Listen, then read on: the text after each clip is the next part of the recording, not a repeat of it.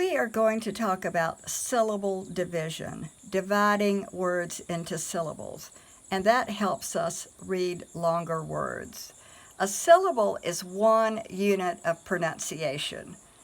Every syllable has a vowel sound in it, and it may be just one vowel or it may be two vowels, but every syllable has a vowel sound, and that's what makes it a syllable. And most syllables will have a consonant letter along with the vowel. I'd like to talk about closed syllables, which have short vowels. So let's go to our chart. A closed syllable is a short vowel that is closed or cut off by a consonant. It's a short vowel that has a consonant after it. Usually, we divide between the two middle consonants. If there are two consonants in the middle of a word between two vowel letters, the vowel letters are A, E, I, O, U. Every other letter in the alphabet is a consonant. The vowels are A, E, I, O, U. Every other letter in the alphabet is a consonant, except for the letter Y.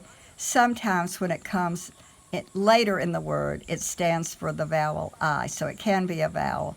And sometimes W can act as a vowel when it's with another vowel in a team or diphthong. But usually, when we have two consonants in the middle of two vowels, we will try dividing between the two consonants. So in words like batter, yellow, bitter, follow, and ruffle, we can see that the word is divided into two parts. Batter, that makes two syllables. Batter makes two syllables. Yellow makes two syllables. Bitter makes two syllables. Follow makes two syllables. And ruffle makes two syllables. Now, the exception to that is that when we have a root word, or we call it a base word. A base word is the word that we start with, and that's why we call it a root word, because a root is how we start a tree or a plant. It's at the bottom. It's at the base. So when we have a base word or a root word, which means the word we start with, we want to keep the meaning of that base word together. We want to keep the base word together. As in words like falling, we would not divide between the two consonants there. We would not divide between the two L's, because we would be messing up the word fall, and we want to keep that base word together. Same thing for filling. We would not divide between the two L's, because we want to keep fill together, which is a word. So we don't want to mix up or mess up a root word when we add an ending.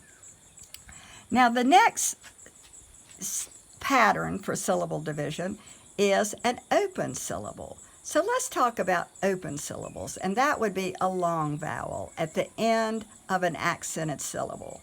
And by accented syllable, we mean the syllable that has the most power, the most pressure, the most oomph. I'll give you an example of that. So an open syllable is a long vowel at the very end of an accented syllable. So let's look at some examples of that. A long vowel at the end of an accented syllable is called an open syllable. That is, it's not cut off by a consonant. It's open. The vowel is at the end of the syllable. So let's look at some examples. First of all, the pattern you see most of the time is have the vowel at the end of the syllable. As in baby, long A, because it's not cut off, it's open. Baby, tiger, long I. Locate, long O. Ruby, long U. And they are long because they are at the end of a syllable. Those are two-syllable words. Baby, tiger, locate, ruby. And they also have to have the most power. They have to have, there's a little accent mark we use to show that that syllable has the most power. Like baby has the emphasis, it has the power. So it's a long A. Tiger has the accent. Locate, the O has the accent, L-O. Ruby, that has the accent. So those are long vowels and say their name. Long vowels say their name. A, E, I, O, and U. If the vowel is accented, it will be long and says its name. So let's review those two types of syllable, those two patterns of syllable division. Division means we're dividing them into a long word into syllables so we can spell it and so we can read it.